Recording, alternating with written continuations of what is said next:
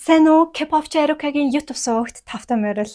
За өнөөдөр бид хүссэн хүлээсэн алдарт домогт Big Bang хамтлагийн гишүүн, гол дуучин, бүжигчин, ая зохиогч Taeyang-ны талаар ярилцах болно. Үнэхээр гайхалтай байна. Би энэ дугаарыг бүр үнэхээр их хүлээсэн. Taeyang хэрхэн Big Bang-д нэгдсэн, Big Bang-ийн хамтлагийн гишүүн болсон, түүний соло карьер болон түүний амжилтын ориглоод мөн дээрээс нь манай Лиза дебют хийхээс өмнө Taeyang-ны дууны арт бүр арын бүжигчин хийдэг байсан.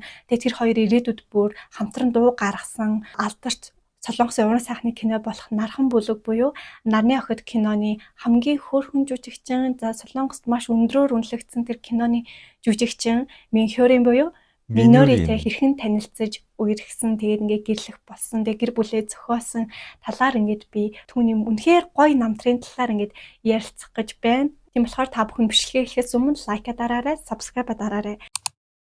За, Taeyang бол 6 сарын 21-нд Төв цэнгэлдэх хүрээлэнд супер концерт тоглолтын голлох уран бүтээлч байгаа. Мөн туудахгүй Taeyangтай хамт ирэх K-pop-ын супер айдлыг зарлан гэсэн. За, зарсны дараа би бас түүний талаар мэдээлэл хүргэх болно. Энэхүү тоглолтыг бол Evan Dance Entertainment зохион байгуулж байгаа. Тоглолтын тасалбарыг бол зөвхөн Shopee-гоос захиалсан шүү манайхаа.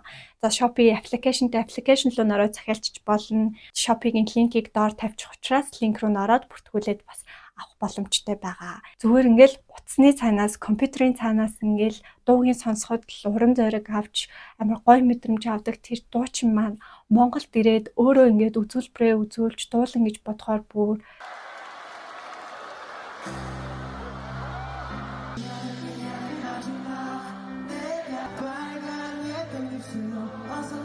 одоогоор ерөөхдөө бол тасалбарын төрлүүд нь ер нь 3 төрөл байсан. Тэгээд ер нь бол Big Bang-ийн хамтлагийн гишүүн ирэн гэхэд л хэр их ингээд масс томтой, шүтэн бишигч томтой байгааг та нар нөгөө веб тасалбарууд маш хурдан зарагдаж дуусснаас харсан байх. Тийм болохоор ингээд одоо бидэнд үлдэж байгаа 2 тасалбар байгаа. За Super Fan Zone болон одоо энгийн тасалбар гэж байгаа. За би ерөөхдөө бол өөрөө Super Fan Zone-ыг үзэх амар дуртай. Яагаад гэвэл нөгөө үнэхээр яг ойроос хард юм лээ. Үнэхээр ойроос хараад ойроос мэдрэх мэдрэмж илүү гоё байдаг. Тэгээд нүд руугаа ингээ яг ингэж харц тулгарах үе байд юм билээ. Яг тэр мэдрэмжийг авах чинь бүр төсөөлөх аргагүй юм билээ шүү дээ. Ингийн тасалбарыг болохоор миний хувьд юу гэж боддог вэ гэхээр ер нь бол маш гоё чөлөөтэй. Бас дээрээс нь бүх ингэж нэг бүтэн засалт хаана юу болж ин бүтэн засалтыг бүгдийг мэдэрнэ, тайзыг бүр холоосон гэж бас харах чинь амар гоё юм билээ шүү дээ. Та бүхэн маань өөрөө ингээд аль төрлийг сонгохоо гоё шийдээд найзуудтайгаа ажлынхантайгаа ингээд гоё шийдээд тэгээд 6 сарын 21-нийг бүр үнэхээр гоё өнгөрүүлцгээе. Дээрээс нь ганцаараа гэж үздэг хүмүүс ч бид юм билээ. Бид нар ингээд дундаа орол найзлаад одоо хүртэл би Instagram-аар амар хөрхэн харилцаатай байдаг. Хаяачсан ингэж стрессээ тайлж ийм гоё тоглолтыг үзэх боломж олгож байгаа учраас би бүр ингээд амар хоног тал үлээж байна. Тэгтээ намайг ингээд Taeyang-ны талаар ярих хахаа ариуг угаасаа Taeyang-ны талаар ярин гэдгээд итгэлтэй хүлээжсэн хүмүүст бас маш их баярлалаа. Тийм өнөөдөр би ингээд ярих гэж байна. За ингээд цөмөрөө Taeyang-ны гоё үндсэн намтрыг дараалтаагаар нь том үйл явдлуудын ярилцах болно. Taeyang-ны жинхэнэ нэрийг бол Donghyunbae гэж нэрлэдэг байгаа. Taeyang гэдэг бол өөрөө тайзныхаа нэр гэсэн үг. За ер нь утга нь бол ерөөхдөө бол нар гэсэн утгатай. Тэгээ 1988 оны 5 сарын 18-нд буюу одоо хэдхэн хоногийн дараа манай Taeyang маань 37 нас хүрэх гэж байна. Ам бүс дөрүүлээ, аав ээж, дээр энийг ахтай бөгөөд за ах нь жүжигчин юм билээ. За би тэгэхээр ер нь бол ахын талаар нэлийн бичлэгийн сүүл хэсгээр ярих гэж бодож байна. Урлаг ертөнцтэй бол төгөлдөр хуур тоолж урлаг ертөнцтэй ингэж холбогдсон гэж болно. Бетховен, Шуберт гэдэг нөгөө алдартай төгөлдөр хуурчдыг маш их шүтдэг байсан учраас тэгээд ер нь бол төгөлдөр хуур тоолж анх урлаг ертөнцтэй ингэж богдсон бөгөөд ер нь бол та нар соло дуунуудын ер нь ажиглаж үзсэн. Ерөн гоё намуухан төгөлдөр хуур тоолдог. Баян айлаас бол гаралтай биш энгийн нэгэн айл байсан ч гэсэн одоо нөгөө Taeyang-ыг ингэ томрох тусам гэр бүлийн жоохон санхүүгийн дарамтанд орсон учраас ингээд ер нь ажил хий, ер нь хар багаас ажил хийж бас гэрийнхэндээ туслая гэж бодсон юм байлээ. Ингэж олон жил дебют хийдэг, дадлага хийдэг тэр салбар руу орно гэхээр бас л чанга байгааз. Тэгээд 6 дугаар ангитай AO гэдэг дууны клипэнд оролцож ер нь анхныхаа цалинг авч ирсэн юм байлээ.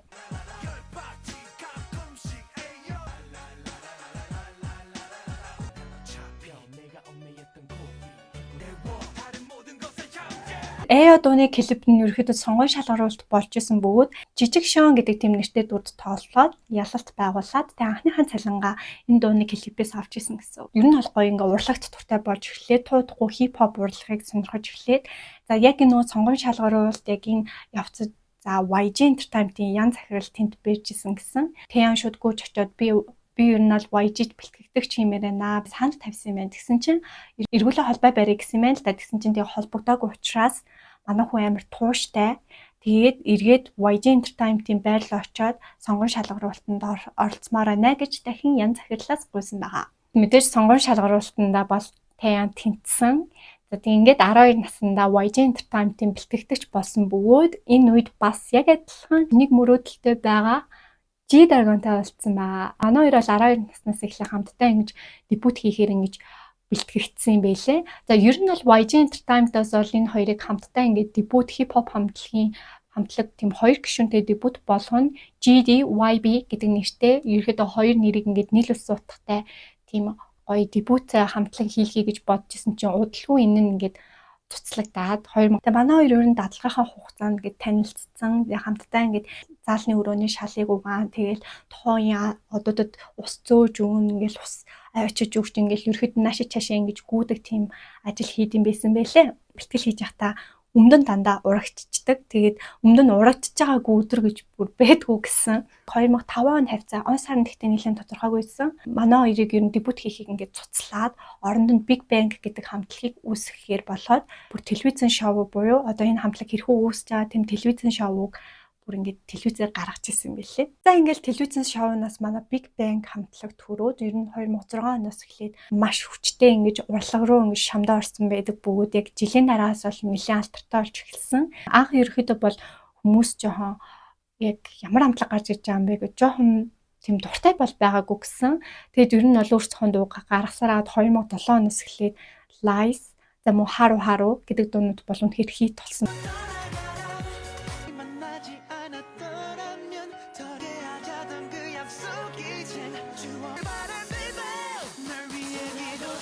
Тэгээ бүтээн 2008 онд соло уран бүтээлээ ингэж гаргахаа шийдээд тэгээд хамгийн анхны цомог нь Hot гэдэг нэртэй цомгоо гаргачихсан. За ер нь бол Big Bang бол K-pop-ын бүх зүйлийн анхдагч, за K-pop-ыг ийм том болоход нь нөлөөлсөн тийм хамтлаг гэдгийг бол бүгд мэднэ. За түүний бас нэг үнэхээр ярих хэвээр зүйл бол одоо ямар нэгэн хамтлаггүй соло үзүүлбэр одоо тухайн хамтлагийн гишүүн соло карьераа хөөхөр болох юм бол ер нь ингээд хамтлагаас ингээд гарах болчдөг, эсвэл тэр хамтлаг ингээд таарчдаг, эсвэл тэр хамтлаг ингээд маш олон жилээр ингэж нөгөө дахиж ингэж comeback хийхгүйгээр жоохон завсарлага авдаг байсан. Гэтэл бол Big Bang бол өөртөөхөө хамтлагийнхаа үйл ажиллагааг давхар ингэж соло үйл ажиллагаагаа явуулдаг тийм жишг тогтоосон учраас одоо бол маш том ингэж массыг хамарсан маш гоё ертөнц болж хувирсан байдаг.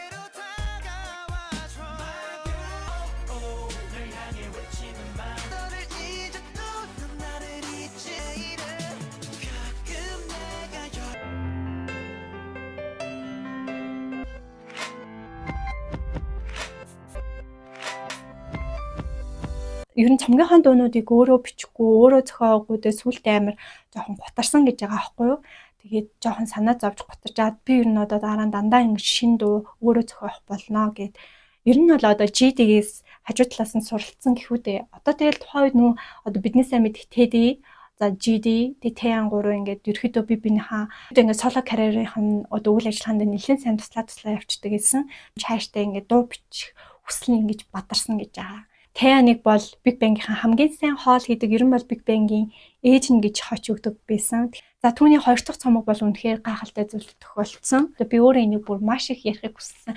Бүрэн хэмжээний хоёр дахь цомог болох Rise гэдэг цомогтой маш их анхаарлаа хандуулжсэн 2013 оноос эхлээд альбомныхон дуунуудыг ингээд бүр давхар ингээд сурччлах зорилготой нийт 3 дуугаа нэлээд төвлөрөөд нөгөө эднсэн клип нь бас нэлээд сайн явж исэн. За бид бүгдийн хамгийн эхлээд одоо гарч исэн дуу нь болохоор Ringa Linga гэдэг GD ерөөхдөө тэр клипийн дүрст нь ордог. Мөн дээрээс нь манай Lisa хүртэл оролцсон байдаг. Арын бүжигчин хийсэн байдаг.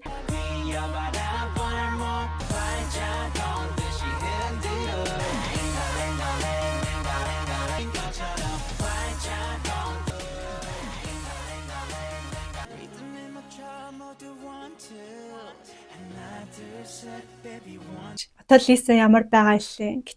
Гэтэл тэр үеийн дебютээ хийгээгүй Лиса ийм байсан. За түүний дараачихын энэ Rise цомгийн үйл ажиллагаанда тэрээр өөрийнхөө их нэртэйгээ танилцсан байдаг. Шөнийн 1 цаг гэдэг дуу байгаа.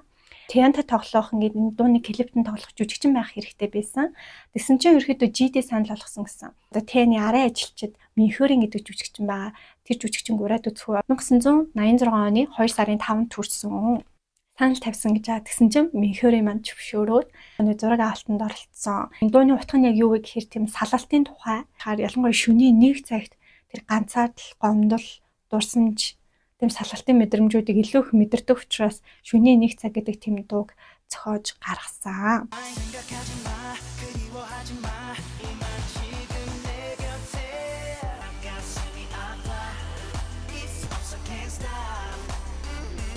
Минхөрийн нэг анхаарад үнэхээр хөөрхөн юм а гэд ер нь анхны харцаар дурлсан гэж ярьд юм лээ. Зураг авалтын ажиллагаа дуусны дараа чинь бас арын ажилтнаа ингээд шортсон гэж байгаа байхгүй юу. За Минхөрийн чавааг аварлаа штэ. Минхөрийн чиний бичлэгийг дууны бичлэгийг амар гоё ойлгосон байна штэ. Чи хоолн дураач гэд ятгсан гинэ. Тэгээд ер нь баярлсан талархснаа илэрхийлээд тэгээд Минхөрийн нэг ингээд хоолнд урьсан байгаа. Манай хүн ингээд анх удаа ингээд эмэгтэй хүнтэй ингээд ганцаархнаа ингээд хоолнд орох гэж байгаа.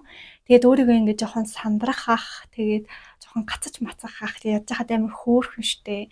Тэгээд ингээд гацаж мацаж ах байх гэж бодоод тэгээд хоолнд орсон чинь ерөөсөө тийм байгаагүй гэсэн. Маш гоё тийм бүх юм ингэж зөгцсөн, яриа хөөрөө таарцсан. Ингээл бүр ингээ хамт байгаад амар тийм санагдсан гэж аасан. Хит удаа ингэж оройн хоолнд орж болцсон гэж байгаа. Тэгээд манай хоёр ер нь үерхэж эхэлсэн мөлий. Тэгтээ энэ хоёрыг үерхэж байгаа гэдгийг бид бүгд дараа нь мэдсэн байт юм аа. Rise цомгийн дараагийн дуу болох Eyes, Nose, Lips гэдэг нэртэй буюу одоо хамгийн алдартай дуу ер нь бол Минхөрийн зохиогдсон дуу. За энэ хоёр маань ер нь бол үерхэд эхлээд тэгээд ер нь жоохон завгүй цагийн хуваараас болоод баг зэрэг ингэж харилцаа нь хүндэрсэн юм байлаа. Тийм үеүдэд бид мэдээгүй. За тэгээд тухайн үедээ Тэян одоо аль хэдийн нөгөө гоё дууны зохиолч, зохиогч болсон юм чинь энэ дуугаа ингэж зохиогоод тэгээд энэ дуу ерөөхдөө энэ хоёрыг дахин нэгтгэхэд нэлээд түлхэц болсон гэсэн үг. Тэгээд яг энэ дуу чинь одоо өөр амар гоё утгатай штэ.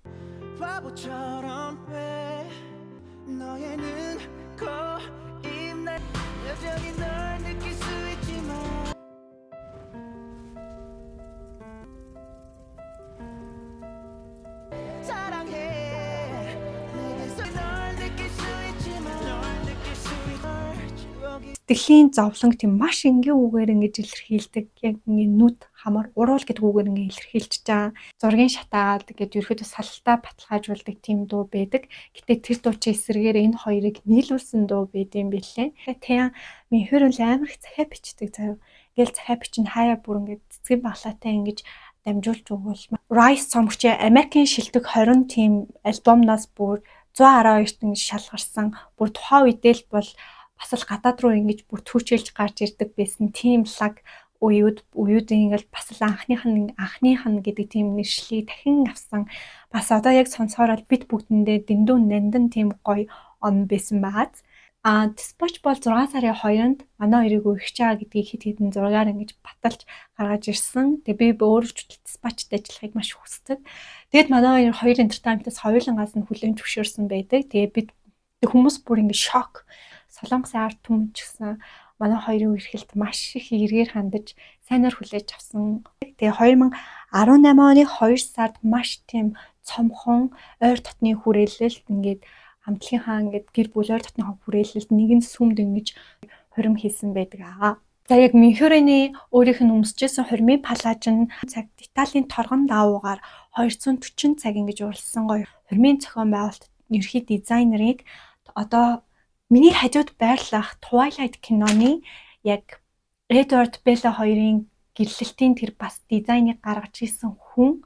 За манай Тэян Минхөрийн хоёрын хурмыг дизайныг ерөөхдөө энэ дизайн чимэглэлийг ерөөхдөө хариуцаж ажилласан хүн гэж байгаа. Big Bang-ийн хамтлагийн гишүүд урлагийн алдарнууд бүр winner хамтлаг хүртэл ирж ирсэн. Тэгээ бүр манай хоёр маань 12.2 сая $аар үнэлэгдэх орон сууцад орж амьдарсан байдаг. Хурмаа хийж явахдаа ер нь бол чөчтөөс бэлэн мөнгө ерөөсөө аваагүй гэсэн. Тэрэн цэсэн бас Солонгосын ард түмэнд маш их таалагдсан гэж байгаа. Хормын амир тавчин байсан юм шиг надад санагдсан. Яг хэрэг дараа сард нь цэрэгт явчихсан. Гэтэ үнэхээр рамадаг хаагддаг. Цэрэгт явчих юм бол дөрөж 21 сар ингэж яахгүй штэ. Цэрэг албаасаа халахдахгүй штэ. Тэгээд ер нь бол тухайн эмэгтэйгээ хүлээлгээд яах вэ? Хайртай хүнээ хүлээлгээд яах вэ гэж цэрэгт явахаас өмнө энэ завгүй цагийн хуваарийн дундуур гэрэлцэн гэхээр бас амар хөөрхөн маадтай. Цэрэгт бол 21 сарын хугацаатай албаасан. Тэгээ 2019 оны 11 сарын 10-нд хамтлагийн гишүүн Дэсоны хамт цэргээс халагдсан байдаг. Энэ 21 сарын хугацаанд Мюнхенийн ингээд 7 өдрийн амралтын өдөр болгон Тэант очиж уулздаг байсан.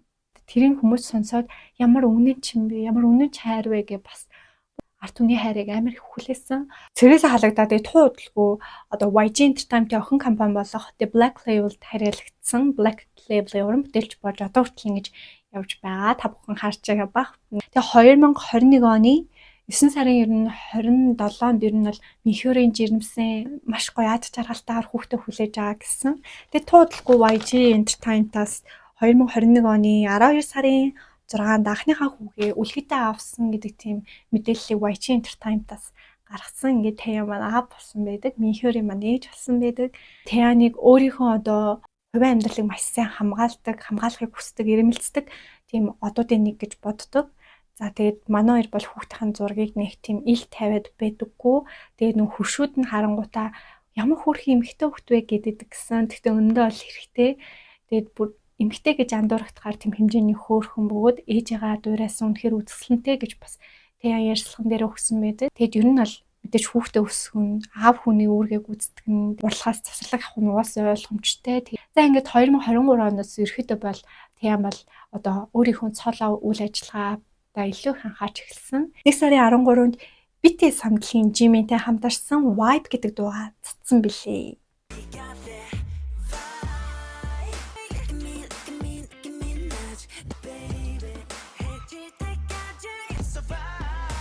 Тэгэд хүмүүс бол Jimin Taehyung хоёрын хоолой маш гоё тохирсон тийм хөнгөн хэлбэрийн гоё дуу байна гэж хэлсэн.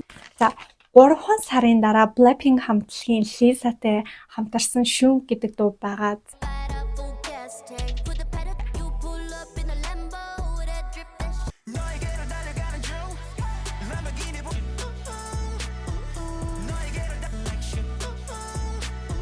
хоолойгоо бичүүлээд илүү одоо клипийн зураг авалтад дуусны дараа Тэя Лисад зориулж Таиландаар баярлаа гэж бүр хэлсэн гэдэг. Тэгээ миний хамгийн хайртай дуунуудын нэг. Тэгээ Ice Snow Sleeps болон Inshun гэдэг дуунууд маш хайртай. Тэгээ Wedding Dress-ийг бол багасаа л үзчихсэн. Тэгээ 2024 оны 8 сараас эхлээд ингээд ажлын тоглолтоо хийж яваад сая бас ингэж өндөрлсөн. Манай Тэя маань хандивын үйл ажиллагаа маш их хөгж байсан. Заримдаа нөгөө тоглолтын орлогын хувьас тодорхой хэмжээний сайн дурын хаянд ингэж хандилж исэн түүх бас байдаг. Тэгээд Солонгосын сонсголын бэрхшээлтэй хүүхдүүдийн тусламж хандивт зориулаад $49,500 хүртэл хандилж байсан. Шүтэн бэрхшээлчд нь Тэяны төрсөн өдрөөр ингээд буйны үйл ажиллагаа ингэж хийдэг. Камбож, Мьянмар орнуудад нөгөө цэвэр ус байх буюу одоо цэвэр усны хангамж маш муу байсан. Тэгээд тэр үед фэнүүд нь бүр Тэяны нэр дээр зориулж цэвэр усны худаг барихт нь хүртэл тийм тусалсан тийм сайн дурын аян байдаг. За тэгээд аханд бол жүжигчин билээ. Үнэхээр адилхан маадтай. Солонгосын нөгөө зомбитой кедронд хүртэл тоглож исэн жүжигчин. Манай Тэяны амьдралын хэмнэлж хүртэл маш гоё ухаалаг.